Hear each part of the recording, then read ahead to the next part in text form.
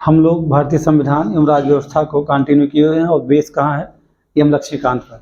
यानी एम लक्ष्मीकांत से ही हम लोग क्या पढ़ रहे हैं, भारतीय संविधान का अध्ययन शुरू किए हुए हैं। इसके पहले के मेरे 2-3 लेक्चर हो चुके हैं जिनमें हमने आपको बताया था लक्ष्मीकांत को कैसे पढ़ना चाहिए और कैसे पढ़ना चाहिए, क्या पढ़ना चाहिए, इससे चर्चा हमारी आपकी हो चुकी है। और एम लक्ष्मीकांत में एक चैप्टर, जो पहला चैप्टर है, जो हिस्टोरिकल बैकग्राउंड किसी का संविधान का है, या जिसे आप कहते हैं संविधान की विकास यात्रा, या कहते हैं क्या, संविधान की ऐतिहासिकता, इसी पे हम लोग चर्चा शुरू की। चूँकि पहला चैप्टर अगर ये देखा जाए तो संविधान ऐसा नहीं कि यही शुरू होना चाहिए। मैं अगर एम लक्ष्मीकांत को बेस ना बनाया जाए, उनको आधार ना बनाया जाए, तो वास्तव में जानते हैं आप, यहाँ शुरुआत ना करके हमें संविधान को परिभाषित करिए। लोकतंत्र क्या है, राज व्यवस्था क्या है, संविधान की आवश्यकता क्यों पड़ी, संविधान ही क्या है, इन सारी बातों का उल्लेख करते हुए लोकतंत्र क्या है, बहुत संसदीय जो है प्रणाली क्या है, अध्यक्षीय प्रणाली क्या है। यानी कि अगर देखा जाए तो शासन व्यवस्था की सारी चीज़ें पहले इस पर चर्चा की जाती। लेकिन अगर मैं उससे पढ़ाता तो आप एक सवाल मुझसे करते कि सर आपने तो कहा एम लक्ष्मीकांत का बेस किया जा रहा है।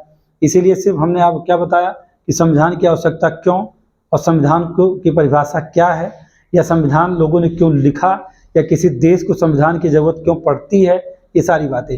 राज्य क्या है, राज्य व्यवस्था की आवश्यकता क्यों, और राज्य के लिए ही संविधान की आवश्यकता पड़ती है, क्योंकि उसकी व्यवस्था प्रबंध चलाने के लिए ही ज़रूरतें पड़ती है हमें। ये सारी बातें हमारी हो चुकी है। हम उस संविधान की बात करने जा रहे हैं जिसको लिखने में भारतीय संविधान सभा को 2 वर्ष 11 माह 18 दिन का समय दिया।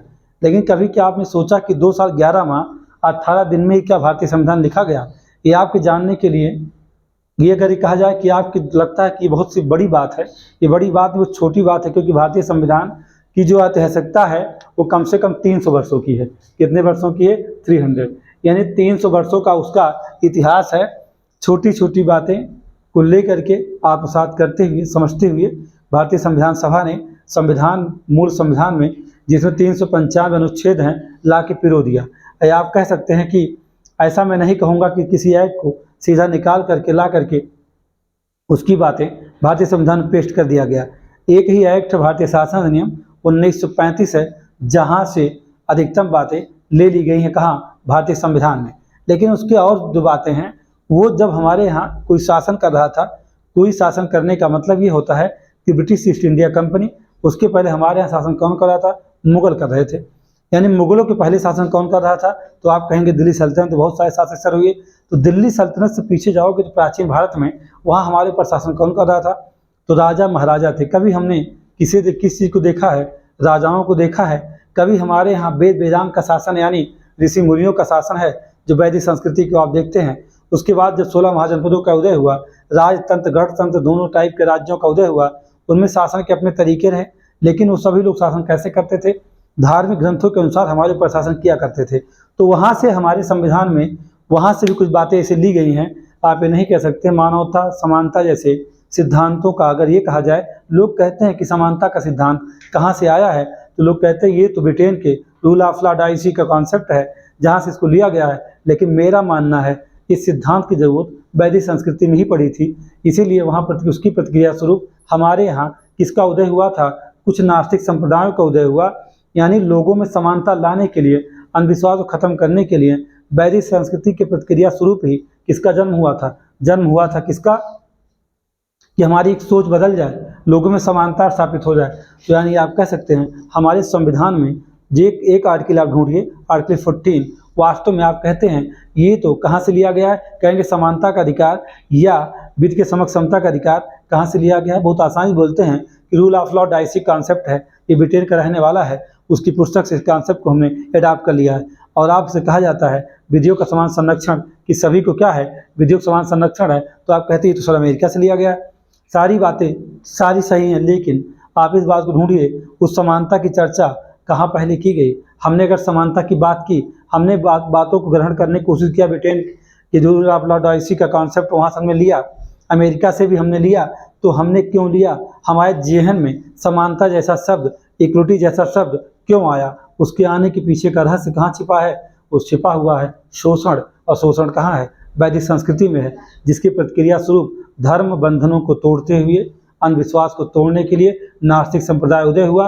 62 नास्तिक संप्रदायों का उदय हुआ, जिसमें दो संप्रदाय ही मेन है, एक जैन है एक बौद्ध है, दोनों का सिद्धांत क्या है, किसी से भेदभाव ना करो, आर्टिकल 17। तो आप क्यों कहते हैं कि छुआछूत करना अनुच्छेद 17, आप इतना समझिएगा, इस आर्टिकल 17 या आप कह सकते हैं आर्टिकल 18, इन सबको, या आर्टिकल 19, ये सारे के सारे आर्टिकल वास्तव में कहाँ से आए। आर्टिकल 15 की बात करिए, महिलाओं को पर्दे में रहना पड़ता था, कहाँ, वैदिक संस्कृति में। इन्हीं सब अंधविश्वास घोर आडंबरों का अंत करने के लिए दो संप्रदाय आगे बढ़े, उनका सिद्धांत यही तो था। तो हम कैसे कह नहीं सकते कि हमारे इस संविधान में जैन सिद्धांत भी है, बौद्ध सिद्धांत भी है, जिन्होंने इस बात की मांग की। हम इस शोषण की बात, जो अनुच्छेद कहाँ है, 23 में है, 24 में है, 2 आर्टिकल हैं। ये वास्तव में शोषण हुआ कहाँ था, शोषण जैसा विचार हमारे मन में कहाँ से आया, ये हमारे प्राचीन भारत में था। लेकिन वहाँ क्या था, धर्म के अनुसार हमारे ऊपर शासन होता, यानी कि हमारे संविधान की जड़ें इस सिर्फ रेगुलेटिंग एक्ट 1773 ही नहीं है, इसकी जड़ें कहाँ हैं, हमारी संस्कृति में, हमारी सभ्यता में छिपी हुई हैं।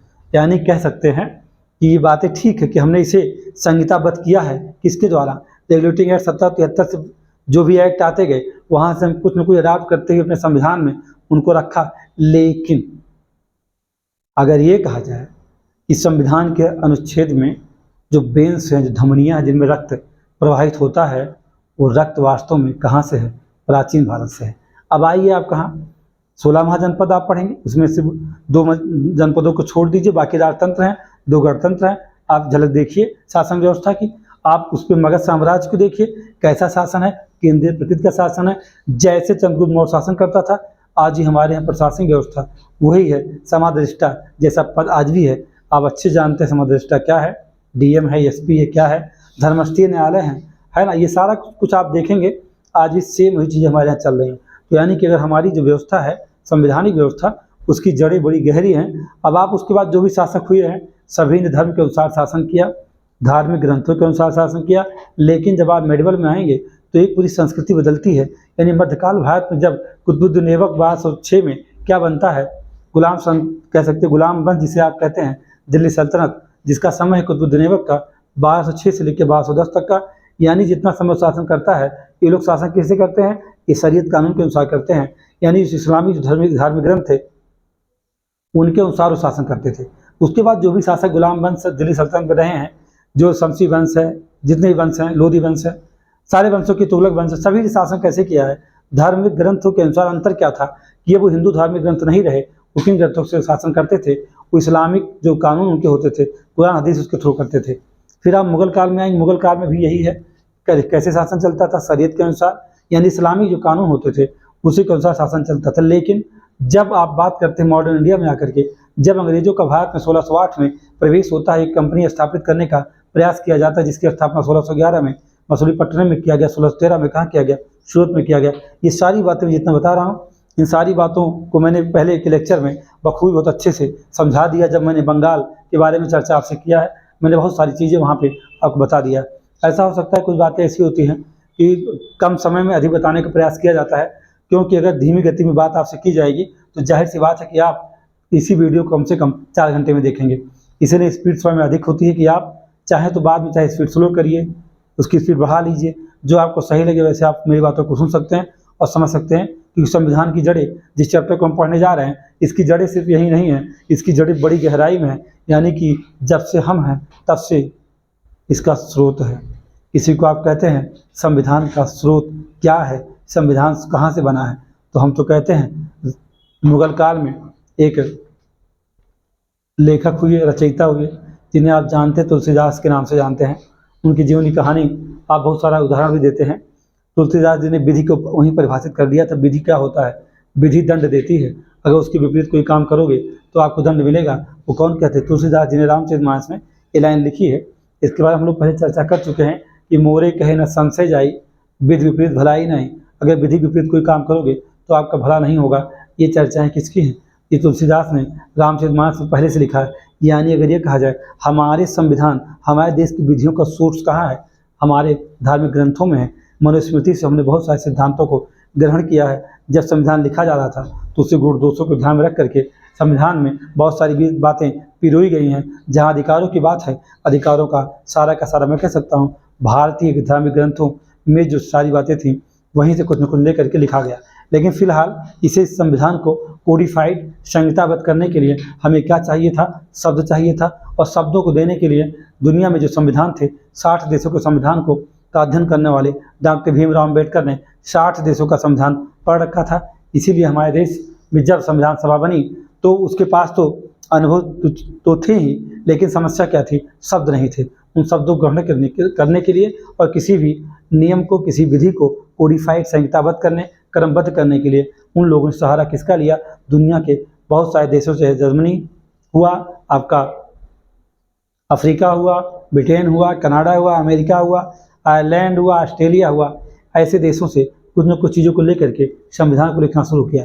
लेकिन आप सिर्फ इतना जानते हैं कि जब संविधान सभा की पहली बैठक हुई तो वहीं से आप सोचते हैं कि 9 दिसंबर 1946 आपके दिमाग में चलता है कि संविधान सभा की जो पहली बैठक हुई वहीं संविधान लिखा गया। नहीं, इसके पहले मैंने बता दिया, प्राचीन भारत, मध्य भारत, आधुनिक भारत में जब अंग्रेजों का आगमन होगा तो हमारी विधियाँ जो बिखरी हुई हैं, जो हमारी सोच में है, जो हमारी समझ में है, अब वह वास्तविक जमीन ये धरातल पर आने वाली हैं, जिसे लिखने में यानी वर्षों बरस की कहानी से चीज़ों को ग्रहण करते हुए हमारे संविधान सभा के सदस्यों ने अपनी बातों को जो उनके अंदर था उसे नियम का स्वरूप दिया, विधि का स्वरूप दिया।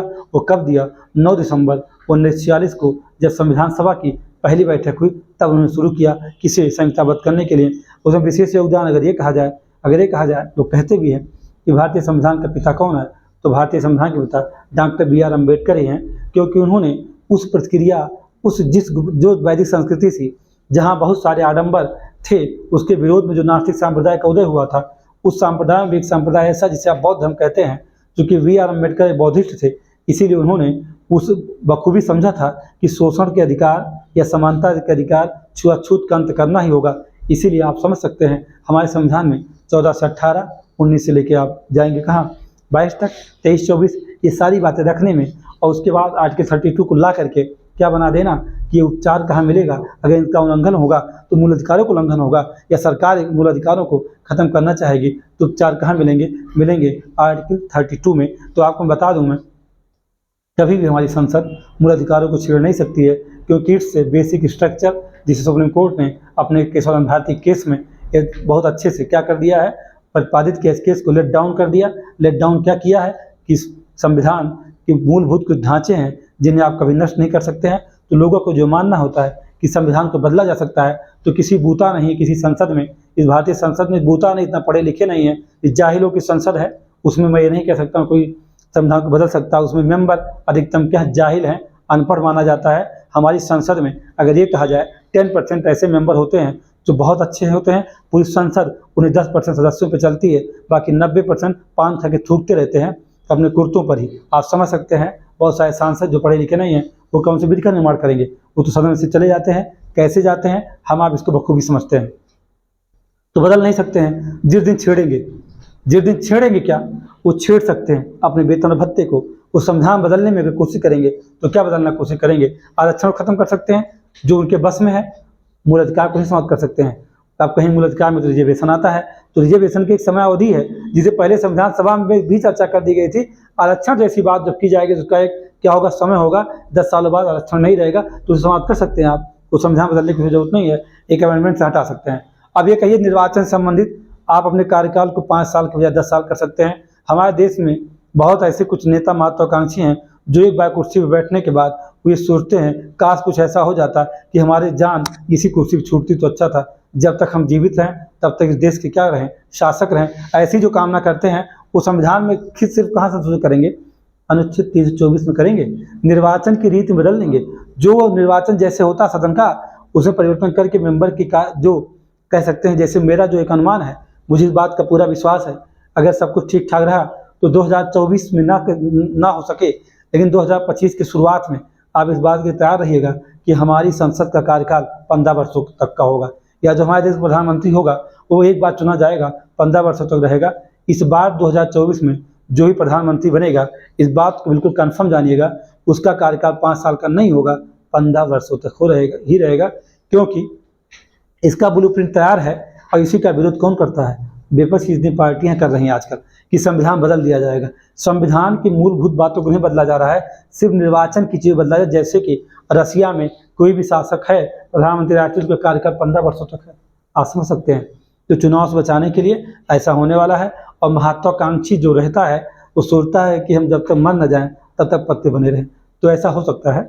तो इसलिए बदला जाएगा, बाकी संविधान बदला नहीं जाएगा। हमने कहा कि संविधान को बदलने के लिए हमारे सदन में ऐसे मेंबर हैं ही नहीं। बस अभी कहेंगे आप सर ऐसा क्यों बता रहे हैं, तो आप अगर इसको जानना चाहें ये प्रूव किया जा सकता है। आईपीसी, सीआरपीसी, एविडेंस, हमारे यहाँ क्रिमिनल लॉ के 3 ऐसे कानून हैं जो दंड देते हैं, प्रक्रिया बताते हैं, सबूत पेश करते हैं। उन तीनों में परिवर्तन जो किया गया है, हमारी संसद इतनी योग्य नहीं, कुछ किया नहीं है। 511 आईपीसी में 511 धाराएं थी, उन 511 को बस सेक्शन कम करके सब क्लास बना दिया गया। क्यों नहीं आपने सेक्शन को रिमूव कर दिया? वही तो है। 484 सीआरपीसी में है, तो 484 आप सेक्शन कम कर सकते हो। सब क्लास बना के चीज़ों को जोड़ दिए, क्या किए? कुछ किए क्या? खाली किसी कर्म बदल दिए ना। पहले रमेश बैठा था, बाद में सुरेश बैठा था, फिर निरहू गुरु बैठे थे, अब बदल दिए हो। पहले गुरु आ गए हैं तो सुरेश आ गया है, फिर निरहू आ गए, ऐसे और क्या किए? आप में दम ही कहाँ है? तो इस बात को तो चलन दिया जा सकता है। आसानी से संविधान में संशोधन नहीं किया जा सकता है क्योंकि संविधान सभा ने इसको रचा है। हाँ, एक चीज़ हो सकता है, जब कहते हैं कि पूरी राजनीतिक संरचना एक साथ काम करना शुरू करती है तो वहाँ क्या शुरू होता है? डिक्टेटरशिप।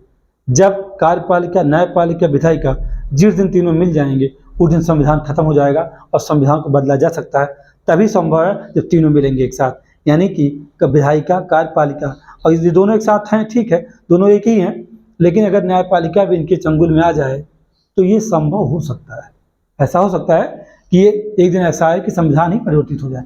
लेकिन फिर उस पर मुझे चर्चा नहीं करना है। मैंने संविधान की ऐतिहासिकता की बात की है और संविधान की प्रामाणिकता की बात की है। भारतीय संविधान दुनिया का सबसे प्रभावशाली और शक्तिशाली संविधान है। इसे बदलने की बहुत जरूरत नहीं पड़ेगी, ये बात अच्छा समझिए। अब यात्रा शुरू होती है हमारी। हमने इसके पहले के लेक्चर में आपको बता दिया कि चार्टर एक्ट 1600 के द्वारा कहाँ? लंदन में एक कंपनी की स्थापना, जिसे हम कहते हैं ईस्ट इंडिया कंपनी। 31 दिसंबर 1600 को स्थापित हुआ लंदन में। उसमें भारत का शासक अकबर था। 217 भागीदारों के साथ इस कंपनी की स्थापना लंदन में की गई थी। क्यों की गई थी? पूर्व के देशों के साथ 15 वर्षों के लिए व्यापार करने के लिए। इसके पहले की जो कहानी है उसके पिछले लेक्चर में आप देख सकते हैं और समझ सकते हैं। स्थापित किया गया था 15 वर्षों के लिए पूर्व के देशों के साथ व्यापार करने के लिए ईस्ट इंडिया कंपनी की स्थापना लंदन में की गई। ये कंपनी स्थापित हुई तो उसमें अकबर था यहाँ, लेकिन इसका जब भारत में आगमन हुआ उसमें बादशाह कौन था मुगलों में? तो जहांगीर था। कौन था? जहांगीर बादशाह था उस दौरान। अब कंपनी ने अनुमति मांगी जहांगीर से, जहांगीर ने अनुमति दे भी दिया। पहले नहीं दिया, बाद में दे दिया। 1611 में बताया स्थापित हुआ मसूलीपट्टनम में, फिर 13 में कहाँ? सूरत में। ऐसे फिर देव बंगाल पे पहुँच जाइए आपका सीधा अटैक कहाँ? बंगाल हो जाए। बंगाल पे कब्जा जमाने के लिए अंग्रेजों ने 1757 प्लासी और 1764 2 युद्ध लड़े। एक युद्ध छल और धोखे से लड़ा और एक युद्ध लड़ा कैसे? अपने सैनिक कुशलता के दम पे लड़ा। लेकिन जिस सैनिक कुशलता के साथ उसने लड़ा था किसे? बक्सर को। और बक्सोल बेटा, और बक्सर ने इस बात का निर्णय कर दिया कि ये भारत किसी कदम में होगा। बक्सर के युद्ध ने ही भारत को कहाँ धकेल दिया? गुलामी की ओर, दास्ता की ओर धकेल दिया। आप थोड़ा सा मॉडर्न इंडिया पढ़े हों। एक बात मैं आपको बता दूं, जीएस सब कनेक्ट होता है। अगर इसे आप कनेक्ट करिए, सोते जागते सोचते रहिए कि मैं कौन हूँ, मैं सामान्य अध्ययन हूँ। बस आप इतना समझिए, अपने आप सारा का सारा चीज़ कनेक्ट हो जाएंगी। तो यानी मॉडर्न इंडिया में ये सारी बातें हैं जो आपको मैं बता रहा हूँ। अब हुआ क्या? क्योंकि रेगुलेटिंग एक्ट आप पढ़ने जा रहे हैं, मामला किसका है? 57। इसकी अगर ये कहा जाए कि इसके पारित होने का कारण क्या है, तो इसकी एक पृष्ठभूमि अपनी है। कैसी पृष्ठभूमि है? ये आखिरकार पारित होने की जरूरत क्यों पड़ी? इसकी ऐतिहासिकता क्या है रेगुलेटिंग एक्ट की? तो इसकी ऐतिहासिकता ये है कि प्लासी और दूसरा क्या? बक्सर, और इस बक्सर के बाद क्या है? द्वैत शासन है। क्या है? द्वैत शासन, जिसकी शुरुआत किसने किया था? रॉबर्ट क्लाइव ने। द्वैत शासन लागू करने से जो ब्रिटिश ईस्ट इंडिया कंपनी थी, ब्रिटिश ईस्ट इंडिया कंपनी में क्या व्याप्त हो गया? क्या? भ्रष्टाचार, अनुशासनहीनता। अगर अनुशासनहीनता कहीं भी आ जाए और भ्रष्टाचार शुरू हो जाए तो जाहिर सी बात है वो कंपनी खत्म हो जाएगी। जैसे एक सटीक एग्जाम्पल है, कोई भी कंपनी कहाँ क्या हो जाएगी अगर उससे भ्रष्टाचार हो जाए, अनुशासनहीनता हो, तो कंपनी घाटे में चली जाएगी। क्या होगा? घाटे में। ये घाटे का शब्द क्या है? घाटे का मतलब लॉस होना, नुकसान होना। कैसे? जैसे एक सटीक एग्जाम्पल है कि एक दुकान थी आपके जहाँ भी रहते हैं आप पास में एक शॉप थी। उस शॉप पर पिता भी बैठता था और माँ भी बैठती थी और कभी कभी उसका बेटा भी बैठता था। 3 लोग दुकान को देखते थे, यानी उनके पास जो भी सामान था 3 लोग बैठ करके बेचते थे। यानी जनरल मर्चेंट का ही, जनरल जो आपका मतलब ऐसे ही सामान चीज़ों की बिक्री, जहाँ डेली बेसिस की चीज़ें होती हैं, डेली यूज वाली चीज़ें, वहीं। अब उसमें 3 लोग थे। पिता आता है दुकान पर, उसका समय होता है कि सुबह 7 बजे दुकान हम ओपन करेंगे और 7 से लेकर 11 बजे तक वो रहता है। और 11 बजे के बाद से, यानी कि 11 से लेकर के 2 बजे तक की जिम्मेदारी बेटे की होती है और माँ इसकी आती है 2 बजे से लेकर 5 बजे तक। फिर पिता आ जाता है 5 से लेकर के 7 तक, वो रहता है, फिर दुकान में चला जाता है। ये अच्छा पैसा कमाते हैं। इस पिता ने अपने ये समझ लीजिए, इस पिता ने क्या किया, 30,133 पाउंड खर्च किया।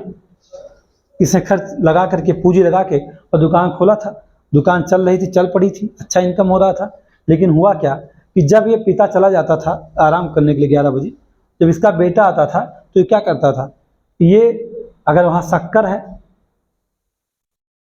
या कोई सामान है, उसे क्या करता था, बेच दिया। यानी शक्कर है, बेचा था उसने 10 केजी। और जब उसके पिता आ रहे हैं लौट के, कहाँ, मतलब शाम को, उसके बीच उसकी माँ आ चुकी है। अब पिता आएंगे शाम को, घर जाएंगे, पूछेंगे बेटा आपने चीनी कितना बेचा, कितना माल बिका था? तो बेटे ने क्या कहा? बेटे ने कहा पापा हमने तो 6 किलो ही शक्कर को बेचा था। यानी 4 किलो माइनस गया ना। अब ये मैं नहीं कह रहा हूँ कि माँ भी चोरी कर सकती, क्या पता माँ भी ऐसा कर रही हो। यानी इन तीनों में से कोई भी एक ऐसा व्यक्ति है जो अनुशासनहीन है और वो करप्शन करने जा रहा है, भ्रष्टाचार करने जा रहा है। अब वो 4 किलो चीनी की कीमत आप समझ सकते हैं कितना होगा? कितना होगा बेटा? 260? कितना होगा? जो भी हो, ऐसे करते करते एक समय ऐसा आया कि जो शक्कर की बोरी थी उसकी पूंजी ही खत्म हो गई। कौन खत्म कर दिया? इस लड़के ने, यानी बेटे ने खत्म कर दिया। और माँ हमेशा दुलारती थी बेटे को, पुचकारती, नहीं नहीं ऐसा नहीं है, चूहा खा लिए होंगे। अब इसमें अनुशासनहीनता आ गई और ये करप्शन कर दिया। किसने करप्शन कर दिया? बेटे ने। अब पिता है परेशान। अब पिता कहाँ गया? पिता गया बैंक से कहा महोदय मुझे लोन दे दो। तो कहा कि हाँ लोन आपको दे देंगे।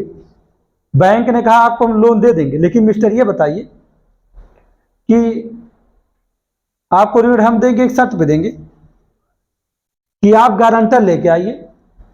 यानी गारंटर के पास कोई है? तो उसने कहा नहीं मेरे पास तो कोई गारंटर नहीं है। वैसे आप बैंक से लोन लेते हैं तो गारंटर की जरूरत पड़ती है। तो कहा गारंटर मेरे पास नहीं। तो कहा फिर? तो कहा ऐसा है कि गारंटर आप कहें, लेकिन हम आपका मकान क्या कर देंगे, अनुबंधित कर ले रहे हैं, मकान का अनुबंधित कर लेंगे तो आपको लोन दे देंगे। कहा ठीक है। तो ये जो करप्शन यहाँ हुआ और बैंक में लोन लेने के जाना पड़ा पिता को, इसका जिम्मेदार कौन था? ये बेटा था और इसकी माँ थी। माँ पुचकाते नहीं बेटा ऐसा नहीं करेगा, चूहा खा लिया होगा। अब यहाँ पे आपको ये समझना है कि यह इसमें है कौन क्या। जो यहाँ पिता है ये जानते क्या है? ये है ब्रिटिश ईस्ट इंडिया कंपनी। और जो माँ है ये सब इसके व्यापारी हैं। और जो बेटा है ना, नहीं जो माँ इसकी है, इसे व्यापारी आप नहीं कह सकते हैं। इसे आप जो वायसराय या गवर्नर जनरल हुआ करते थे कंपनी में, वो लोग हैं जो छिपा लेते थे, है ना। और जो बेटा था वो इस कंपनी का व्यापारी कर्मचारी मान लीजिएगा, ब्रिटिश ईस्ट इंडिया कंपनी का। ये कहानी उन्हीं के ऊपर थी। और जो बैंक है ना, ये ब्रिटिश सम्राट है। कौन है ये? ब्रिटिश सम्राट। क्योंकि जब प्लासी का युद्ध हुआ और बक्सर का युद्ध हुआ, प्लासी और बक्सर के युद्ध बीच में बहुत सारे युद्ध चल रहे थे। जैसे आप देखिए कर्नाटक का भी युद्ध है, उन युद्धों से हार गया कौन? ईस्ट इंडिया कंपनी के पास धन की कमी हो गई थी और द्वैत शासन ने कंपनी में भ्रष्टाचार व्याप्त कर दिया था। अब कंपनी चली गई घाटे में। कौन? ब्रिटिश ईस्ट इंडिया कंपनी घाटे। आपको एकदम बाउंस मार रहा होगा सब, नहीं समझ में आ रहा? आपको मेरी कोई बात समझ में आ रही है? नहीं आ रही? नहीं आ रही ना? नहीं, बिल्कुल कैसे आ जाए? आना तो नहीं चाहिए। अगर आ रही तो आप झूठ बोल रहे हैं। बिल्कुल नहीं आनी चाहिए, बिल्कुल कोई चांस ही नहीं किया जाए। क्यों? क्योंकि अगर आप बीच क्लास गैप किए हुए तो चांस है नहीं ये समझ में आएगा। चलिए, फिलहाल समझ ना आना आना आपके ऊपर डिपेंड है।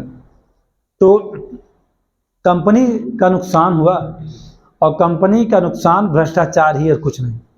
जब घाटे में गई तो कंपनी के लोग कहाँ गए? ब्रिटिश सम्राट के पास कि महोदय हमें लोन दे दो, कंपनी घाटे में चली गई। तो उस समय की बात है कि तत्कालीन प्रधानमंत्री, उनका नाम था लॉर्ड नॉर्थ। क्या नाम था? अपमानित करने की पृष्ठभूमि यही है। इस कंपनी यानी कि ब्रिटिश ईस्ट इंडिया कंपनी के कार्यशैली की जांच करने के लिए एक गुप्त समिति बनाई गई, यानी एक गुप्त कमेटी बनी। यानी इसमें जो भ्रष्टाचार व्याप्त था, जो अनुशासनहीनता थी, उसके लिए उस समय के प्रधानमंत्री लॉर्ड नॉर्थ ने क्या किया? एक गुप्त समिति बनाया। मतलब कंपनी की कार्यशैली की जांच कह सकते हैं, यानी जानकारी के लिए एक गुप्त समिति बनी। इस गुप्त समिति ने जांच करके बताया कि ये बात सही है कि क्या हुआ, यहां भ्रष्टाचार व्याप्त है इस कंपनी में। ये बता दिया गुप्त समिति ने, और जब बता दिया तो फिर ये हुआ कि अब हम लोन उसी कंडीशन में देंगे जब हम कंपनी को नियंत्रित करेंगे। यानी हम किसे नियंत्रित करेंगे? कंपनी को हम नियंत्रित करेंगे, तब आपको लोन देंगे, नहीं तो देंगे नहीं। क्योंकि कंपनी के पास कोई भी गारंटर नहीं था। कहा लोन इसी सिचुएशन में आपको मैं दूंगा। तो कहा ठीक है, मुझे आप नियंत्रित कर सकते हैं। तो जब एक अधिनियम पारित किया गया ब्रिटिश ईस्ट इंडिया कंपनी को नियंत्रित, यानी उसकी कार्यशैली को नियंत्रित करने के लिए। वो कार्यशैली जिसकी बात मैं कर रहा हूँ, वो कार्य का स्थान दो था। एक था कौन? ब्रिटेन था, और एक था क्या? भारत। यानी भारत और ब्रिटेन में ब्रिटिश ईस्ट इंडिया कंपनी द्वारा किए गए कार्यों को नियंत्रित करने के लिए, या उन दोनों स्थानों के लिए, और क्या किया गया? ब्रिटिश सम्राट कह सकते हैं, उसने क्या किया? एक अधिनियम, या ब्रिटिश संसद कहिए, उसने एक अधिनियम पारित किया जिसे कहा गया रेगुलेटिंग एक्ट। इसीलिए इसे भी कहा जाता है क्या? नियंत्रण अधिनियम भी कह सकते हैं, या नियंत्रक अधिनियम कहते हैं। तो ये बात उठती है कि जो ये आपका रेगुलेटिंग एक्ट है, इसका ऑब्जेक्ट क्या है? कौन सा ऐसा उद्देश्य था जिसकी वजह से इसे पारित किया गया था? तो आप बताएंगे इसका ऑब्जेक्ट यही है। क्या ऑब्जेक्ट है? ब्रिटिश ईस्ट इंडिया कंपनी के कार्यों को नियंत्रित करने के लिए। और कार्य कैसे? प्रत्येक वर्ष, यानी कह सकते हैं कि ये हर साल ईस्ट इंडिया कंपनी को क्या देना पड़ेगा? सैनिक का खर्च का, आय व्यय का पूरा ब्यौरा कंपनी के, यानी कि कंपनी जो भी ब्रिटेन और भारत में व्यापार संचालन किया है अपने द्वारा, सबका ब्यौरा कहाँ देना होगा? उसे देना पड़ेगा ब्रिटिश के सम्राट के पास, या कह सकते हैं ब्रिटिश सरकार को देना पड़ेगा। ऐसा नियंत्रित कर लिया गया। किसे कर लिया गया? ब्रिटिश ईस्ट इंडिया कंपनी को। यानी ऑब्जेक्ट पता लग गया कहाँ? इंडिया और लंदन दोनों जगह कंट्रोल करने के लिए क्या पारित किया गया था? रेगुलेटिंग एक्ट 1773 पारित किया गया था। यहाँ तक बात आप समझ चुके हैं। अब ये पारित हो गया। अब एक बात उठती है कि ये पारित किया गया, अब ये किसका सुपरविजन करने जा रहा है? आप जब पढ़ते हैं किसी एम लक्ष्मीकांत को, तो आप देखते हैं कि कंपनी के, यानी कह सकते हैं कि ब्रिटिश ईस्ट इंडिया कंपनी के जो कार्य हैं, इनका सुपरविजन यानी पर्यवेक्षण करने के लिए दो संस्थाएं बनी। एक का नाम था क्या? सीओडी। और सीओडी का मतलब जानते क्या होता है? यानी कह सकते हैं कि इसका काम था सीओडी का नियंत्रित करना, पूरी तरह क्या? नियंत्रण था। और दूसरा एक था, उसमें आप लक्ष्मीकांत देखिएगा, एक होगा कोर्ट ऑफ प्रॉपर्टीज, है ना, कोर्ट ऑफ प्रोप्राइटरीज बोलते हैं उसे, जिसे क्या कहा जाता है, स्वत्वधारी मंडल। क्या कहा गया है, स्वत्वधारी मंडल कहा गया है। ठीक, तो अब एक बात ये भी है, जो ये बना परिषद बना, यानी कि जो सीओडी बना था, सीओडी में 24 सदस्य भी शामिल रखे गए थे कि जो क्या करेंगे, समय समय पर कंपनी के कार्य विधियों को क्या करेंगे, वो देखेंगे, उनका पर्यवेक्षण करेंगे, उनका सुपरविजन करेंगे, इसके लिए किया गया। और ये भी कहा गया कि सीओडी में जो मेंबर होंगे, कौन, सीओडी में 24 मेंबर हैं, इन मेंबरों का हम निर्वाचन भाई कैसे करेंगे। तो आप कहेंगे क्या, इस जो 24 मेंबर होते हैं, इसमें क्या होता है कि एक वर्ष, बोल आप लक्ष्मीकांत को देखिएगा, इनकी जो कार्य अवधि थी वो 1 वर्ष के स्थान पर क्या कर दिया गया, 4 वर्ष कर दिया गया। ये 24 सदस्यों की जो परिषद बनी थी, ये चार्टर एक्ट 1600 में ही किया गया था। वहाँ पहले जो इनकी कार्य मतलब इनका कार्यकाल था वो कितने साल था, 1 वर्ष था। लेकिन अब 1 वर्ष के बजाय इसके तहत 24 का क्या कर दिया गया है, 4 साल तक इनके कार्यकाल की बात की गई। किसके कार्यकाल की, उन जो मेंबर थे, यानी को सीओडी थी, यानी कह सकते हैं आपका, ये एक है कंट्रोलर डायरेक्टर की बात है ना, यानी कि इसे वो क्या कहा जाता है, ये बोर्ड ऑफ डायरेक्टर आएगा वहाँ आपके 1784 में आएगा, ये बीओडी नहीं है, ये सीओडी है ना। और एक स्वत्वधारी मंडल था, और जो स्वत्वधारी मंडल था, ये दोनों मिल करके, अब ये भी बात है कि इनमें 24 में मेंबर कौन बनेगा, कैसे बनेगा, तो इनकी शेयरधारिता होती थी, यानी कि जिसका शेयर अधिक होता था वही लोग इसमें शामिल किए जाते थे। पहले 500 रखा गया था पाउंड, बाद में इसे बढ़ा के 1000 कर दिया गया था। तो ये सारी बातें यहाँ पर हैं, ये बहुत गहराई बहुत नहीं जाना आपको। अब ये सीओडी और स्वत्वधारी मंडल को जब आप देखते हैं तो थोड़ा सा यहाँ रहता है कि सीओडी में कितने मेंबर थे, 24 थे। फिर कार्यकाल को क्या कर दिया गया कि 1 वर्ष के बजाय 4 वर्ष कर दिया गया है ना।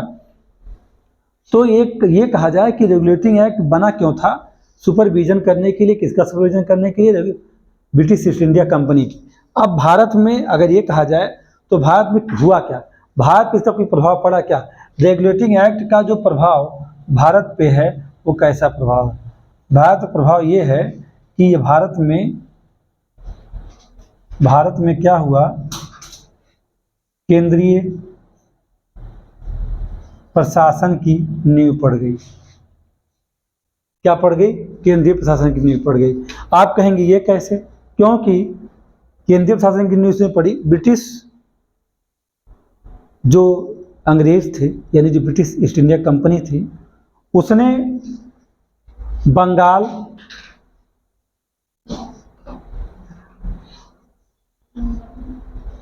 मुंबई, मद्रास, इसके पास 3 प्रेसिडेंसी थी।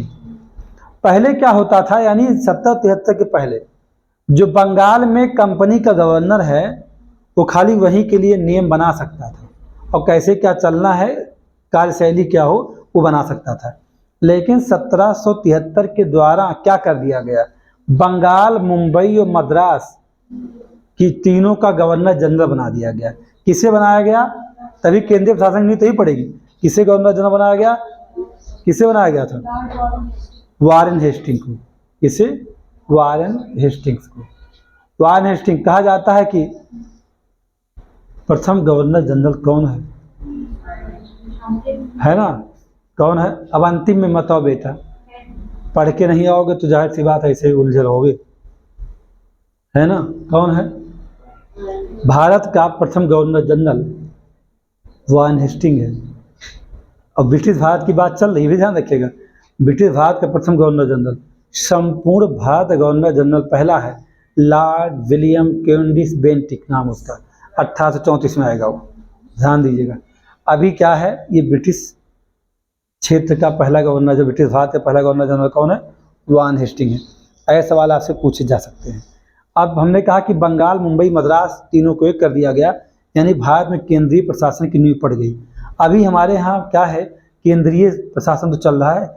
जब कभी हमारे देश में आपात आता है तो पूरी शक्तियाँ किस में हो जाती है, केंद्र सरकार में, तो केंद्रीय शासन है नहीं। आप समझ सकते हैं इस बात को। यानी कि ये सोच जो हमारे यहाँ केंद्रीय शासन है अभी वर्तमान में, इस केंद्रीय शासन की नींव यहाँ पड़ी है। समझ गए? हमने इसके पहले जो आपको कहानी सुनाई थी ना, उस सारी कहानी का संबंध कहाँ है? इसी से है। हमने कहा कि मॉडर्न इंडिया थोड़ा सा आपको पता हो, रिकॉल करिए, और ये सारी बातें यहाँ आकर के आप जब आप लक्ष्मीकांत को पढ़ रहे हो, कनेक्ट बिना किए बेटा मज़ा नहीं पाओगे, इसका लिख नहीं पाओगे मेंस। अब क्या किया गया? जब वारेन हेस्टिंग को बनाया गया, क्या गवर्नर जनरल बनाया गया, तो एक काउंसिल भी बनाई गई, एक परिषद, यानी क्या, गवर्नर जनरल की परिषद। और गवर्नर जनरल की परिषद में 4 लोगों की नियुक्ति, 4 मेंबर बनाए गए। कौन कौन? वारवेल, मॉनसन और फिलिप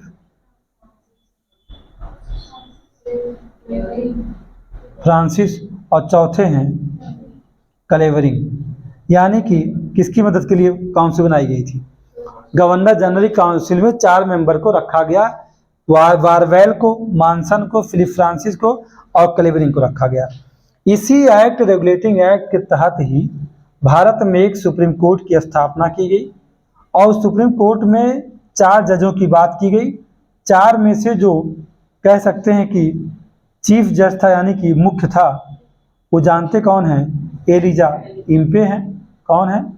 एलिजा इम्पे बनाए गए। और जो अन्य जज थे, 3 अन्य थे, वो 3 अन्य में कौन है? लिमेस्टर,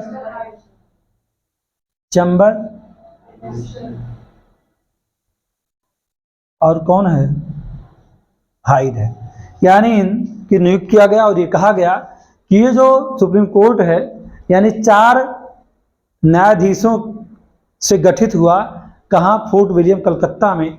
आप सवाल किया जाता है कि फोर्ट विलियम में या भारत का पहला सुप्रीम कोर्ट कहाँ स्थापित हुआ, तो कहेंगे कलकत्ता फोर्ट विलियम में। और ये कब स्थापित हुआ? 1774 में। किस अधिनियम के तहत हुआ? रेगुलेटिंग एक्ट 1773 के। लेकिन यह स्थापित कब हुआ? 1774 में। स्थापित हुआ सुप्रीम कोर्ट 1774 में, लेकिन किस एक्ट के तहत हुआ?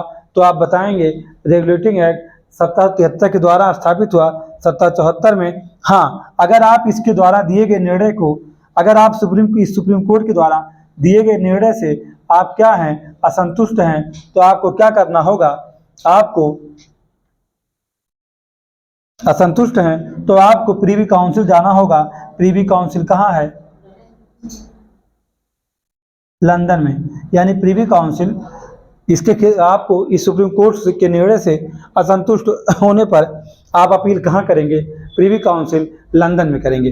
अगर इतनी बातें आप समझ लिए हैं तो आप समझ सकते हैं कि भारत में प्रशासनिक शुरुआत हुई, यानी ब्रिटिश ईस्ट इंडिया कंपनी क्या शुरू की है? अपना शासन करना शुरू किया। यानी 1764 में जो ब्रिटिश ईस्ट इंडिया कंपनी थी, उसकी भारत पर यानी बंगाल पर राजनीतिक प्रभुसत्ता स्थापित हुई। लेकिन रेगुलेटिंग एक्ट 1773 के द्वारा ब्रिटिश भारत पर, यानी कि ब्रिटिश के जो कब्जे में था, ब्रिटिश भारत पर कौन? ईस्ट इंडिया कंपनी ने पूर्णतः राजनीतिक सत्ता स्थापित किया। किसके नियंत्रणाधीन? ब्रिटिश संसद यानी ब्रिटिश सम्राट के अधीन। उसने क्या किया? धारण किया। रेगुलेटिंग एक्ट कंपनी को नियंत्रित करता था, सीधा यहाँ सम्राट शासन नहीं करता था। ये बात समझिएगा। सम्राट खाली नियमों के अधीन क्या करता था? नियंत्रित करता था। किसे? इन लोगों को। अब एक बात ये भी है, ईस्ट इंडिया कंपनी को सलाह दिया गया, इसी के द्वारा क्या कहा गया कि आप किसी से क्या नहीं लेंगे? उपहार नहीं लेंगे। कंपनी में व्याप्त जो भ्रष्टाचार था उसका अंत कैसे करोगे? यानी आप उपहार नहीं लोगे, निजी व्यापार नहीं करोगे, ये सब प्रतिबंधित कर दिया गया। यानी दस्तक का दुरुपयोग करके निजी व्यापार कंपनी व्यापारी करते थे, वो सब खत्म करने के लिए ही अनुशासनहीनता, भ्रष्टाचार, क्योंकि भ्रष्टाचार कहीं ने दस्तक नहीं फैलाया था, तो इस वजह से उपहार लेना, यानी कि कौन? ब्रिटिश जो कर्मचारी थे उन्हें कहा गया कि आप ना तो कोई निजी व्यापार करेंगे और ना ही कोई उपहार लेंगे भारतीयों से। यानी ये सब सारी चीज़ें क्या कर दी गई? प्रतिबंधित कर दी गई। और इस तरह रेगुलेटिंग एक्ट की सारी बातें मेरे द्वारा आपको बता दी गई। इससे ज़्यादा बातें रेगुलेटिंग एक्ट की आपको जानने की ज़रूरत नहीं है। इतनी सारी बातें रेगुलेटिंग एक्ट में, अब इसको अगर रिवीजन करना हो तो बहुत आसान है। कैसे? रेगुलेटिंग एक्ट के पारित होने के पीछे उसमें व्याप्त, ब्रिटिश ईस्ट इंडिया कंपनी में व्याप्त भ्रष्टाचार है। यानी भ्रष्टाचार क्यों है? भ्रष्टाचार का परिणाम, भ्रष्टाचार क्यों हुआ ब्रिटिश ईस्ट इंडिया कंपनी में? तो भ्रष्टाचार होने का कारण छिपा है कहाँ? द्वैत शासन में। और द्वैत शासन लागू क्यों हुआ? क्योंककि बक्सर का युद्ध हुआ और बक्सर के युद्ध के बाद इलाहाबाद की जो संधि हुई, जो दूसरी संधि है, यानी 16 अगस्त कितना 1765 में, उस संधि के बाद ही द्वैत शासन 1765 में शुरू हुआ रॉबर्ट क्लाइव के द्वारा। यानी कि कंपनी कर्मचारियों ने भ्रष्टाचार करना शुरू कर दिया और कंपनी बहुत युद्धों को लड़ चुकी थी, कंपनी घाटे में थी और भ्रष्टाचार भी था। इस वजह से कंपनी जब घाटे में गई, भ्रष्टाचार फैली ही थी, युद्ध भी लड़ रहा था। यानी युद्ध ये कंपनी क्यों लड़ रही थी? क्योंकि अपना ये विस्तार चाहती थी। कहाँ? भारत में। और भारत से बाहर बहुत सारे देशों में भी उस दौरान ब्रिटिश ईस्ट इंडिया कंपनी जिन देशों में व्यापार कर रही थी, वहाँ भी वह युद्ध लड़ रही थी। उसे जरूरत थी धन की, धन से लगाती चली गई। अब जाहिर सी बात है कि घाटा लग गया, कंपनी बैठने वाली थी, बंद होने वाली थी, तो इन लोगों ने किससे लोन मांगा? ब्रिटिश सम्राट से। तो सम्राट ने कहा तुम मुझे क्या गारंटी दोगे? तो फिर उसी समय तत्कालीन प्रधानमंत्री लॉर्ड नॉर्थ ने एक गुप्त समिति बना करके इसकी जांच करवाई कि कंपनी की वास्तविकता इस समय स्थिति कैसी है। तो जांच में ये पता लगा कि कंपनी भ्रष्टाचार व्याप्त है। तो इसने कहा कि भाई देखिए, सम्राट ने कहा आपको लोन तो हम दिलवा देंगे, लेकिन अब कैसे, आप कोई गारंटर दीजिए। तो उसने कहा कि हम गारंटर नहीं दे पाएंगे। तो कहा ठीक है, अब आपकी कंपनी को हम रेगुलेट करेंगे, हम क्या करेंगे, नियंत्रित करेंगे। और कंपनी को नियंत्रित करने के लिए सबसे पहला काम क्या किया गया? यानी भारत और इंग्लैंड में एक साथ जो कंपनी जहां काम करती थी उसको नियंत्रण करने के लिए सीओडी बना लिया, स्वतंत्रधारी मंडल बना लिया। ये सब मंडल बना के 24 सदस्य भी जो पहले थे उनके समयावधि को 4 वर्ष करके स्थापित किया सुपरविजन करने की। यानी कि सीओडी जो बना था या जो स्वतंत्रधारी मंडल बना था, इसका काम क्या था?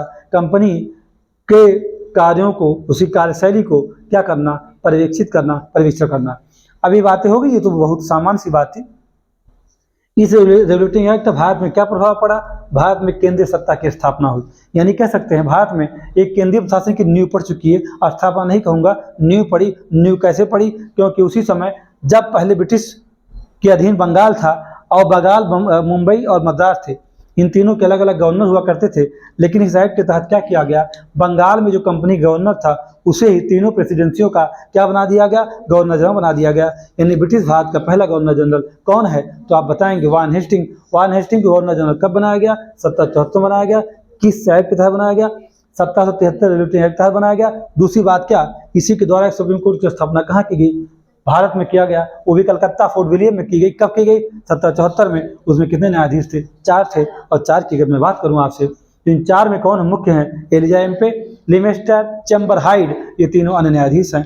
और उस गवर्नर जनरल की मदद करने के लिए, अभी बात और समझिएगा, इन 4 जो न्यायाधीश हैं, इन अगर आप कलकत्ता के सुप्रीम कोर्ट से के निर्णय से असंतुष्ट हैं, आप अपील करना चाहते तो अपील करने कहाँ जाओगे? अपील करने जाओगे प्रिवी काउंसिल लंदन में आप जाओगे। उसके वहाँ जाके अपना अपील करिए निर्णय के खिलाफ, अपने आप जो होगा फिर आप देखिए। तो लोग जाते भी थे, ऐसी बात नहीं है, अपील करने के लिए जब असंतुष्ट होते थे। अब गवर्नर जनरल की मदद करने के लिए ब्रिटिश जो क्या कहते हैं सम्राट से उन्होंने जो अधिनियम बनवाया था रेगुलेटिंग एक्ट, उसमें एक और बातें कर दी थी, गवर्नर जनरल परिषद होगी। गवर्नर की मदद करने के लिए एक परिषद बनी, एक काउंसिल बनी। उस काउंसिल में 4 मेंबर आए। कौन कौन? वारवेल, मानसन, फिलिप फ्रांसिस एंड क्लेवरिंग। इनको मिला करके बनाया गया एक काउंसिल जो उसके हर निर्णय में मदद करती थी। किसके? गवर्नर जनरल के। तो आप ऐसे अगर रिवाइज करते हैं तो आपको समझ चीज़ें आएंगी। आप पूरी बातें समझने के बाद लास्ट की 2 मिनट का बार बार सुनिएगा। एक लास्ट बात इसमें और रह गई क्या कि उपहार और क्या कहते हैं निजी व्यापार करने के लिए ब्रिटिश के जितने भी कर्मचारी थे उनको प्रतिबंधित कर दिया गया। क्यों किया गया था? इसका आंसर सीधा है कि तो पुनः भ्रष्टाचार ना पनपने पाए और कंपनी ठीक से काम करती रहे, इसलिए भारत और इंग्लैंड में ठीक से काम करे, इसलिए ऐसा किया गया था। तो यानी कि रेगुलेटिंग एक्ट की इतनी सी कहानी है। लेकिन आप थोड़ी सी बात समझ गए होंगे। एक सुप्रीम कोर्ट होता है, ये बात यहाँ मिली हमें, जो सुप्रीम कोर्ट हमें 1937 से मिलेगा दिल्ली में ना, संघीय न्यायालय फेडरल कोर्ट, उसकी न्यू 1774 कलकत्ता में। मैंने कहा इसलिए पढ़ना जरूरी है क्योंकि आपको जानना है कि संविधान में जो प्रावधान किए गए वो कहाँ कहाँ से कुछ न कुछ एडाप्ट किए गए हैं। तो एडाप्ट कहाँ से किया गया? यहीं से किया गया। ठीक, आपको मेरी बातें अगर अच्छी लगती हों तो आप ज़रूर आप लोगों तक पहुँचाइए, शेयर करिए। जो सुझाव आप मुझे देना चाहते हैं सुझाव दे सकते हैं। हाँ, मैं बार बार कहूँगा कि कितना ही प्रयास किया जाएगा तो बहुत बेहतर ऑनलाइन प्लेटफॉर्म पर मेंस को नहीं किया जा सकता है, ये कड़वी बात है। आप 5 घंटे के वीडियो पसंद नहीं करेंगे, 1 घंटे में 40 मिनट वीडियो बनाना हो तो आप समझ सकते हैं कि स्पीड भी बढ़ेगी और चीज़ों को बहुत अच्छे से लिख करके बताना थोड़ा सा मुश्किल होता है। या ऐसे में लिख के आपको बताऊँ पहले से ही तो इसको पढ़ाया नहीं जा सकता ठीक से, क्योंकि टीचर वहाँ बचता है तो ये समस्या आती है, इसको लेकर के आप जो भी आपको सुझाव दें सुझाव दीजिए और लोगों तक पहुँचाइए मेरी बातों को। लोगों को जोड़िए जिन्हें आवश्यकता है, जिनके पास संसाधन नहीं है। बहुत सारे लोग गाँव में ऐसे रहते हैं या ग्रामीण क्षेत्र के रहने वाले जिनके पास संसाधन नहीं है, मोबाइल तो है, डेटा भी है, सब कुछ है, लेकिन वो एक अच्छी क्लास नहीं पाते हैं, वो ठीक से पढ़ नहीं पाते, यहाँ तक पाठ्यक्रम के बारे में भी उन्हें जानकारी नहीं होती, गुमराह रहते हैं। तो ऐसे बालकों तक मुझे पहुँचाइए, ऐसे एस्पिरेंट तक मुझे पहुँचाइए जो इसका पूर्णतः लाभ लें और सफल हों, जिससे मुझे भी अच्छा लगे, आपको बहुत अच्छा लगेगा। जो भी सुझाव मुझे आप दे सकते हैं। धन्यवाद।